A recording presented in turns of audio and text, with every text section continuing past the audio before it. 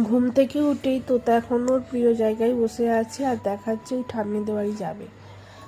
আজকে সকালে টিফিন করছি মুড়ি মাখা আর এই নিমকিগুলো ওর বন্ধু তন্ময় পাঠিয়েছে, ওদের ওখানের এটা ফেমাস নিমকি। আর আজকে টিফিন করছি উঠোনে রোদে বসে। তোতাও কিন্তু বাদ যায়নি, ও কিন্তু খাচ্ছে।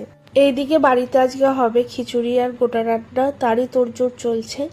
আর আমি তোতার রান্নাটাও বসিয়ে দিয়েছি। আজ একদম সিম্পলভাবে ওকে খিচুড়িটা বানিয়ে দেব, বেশি সবজি দেব না, শুধু কুমড়ো, রাঙা আলু আর একটু শাক দিয়েছি। কারণ কয়েকদিন ধরেই মেয়ের একটু কনস্টিপেশনের সমস্যা চলছে, সেই কারণে ঢ্যাঁড়সটা একটু দিইনি।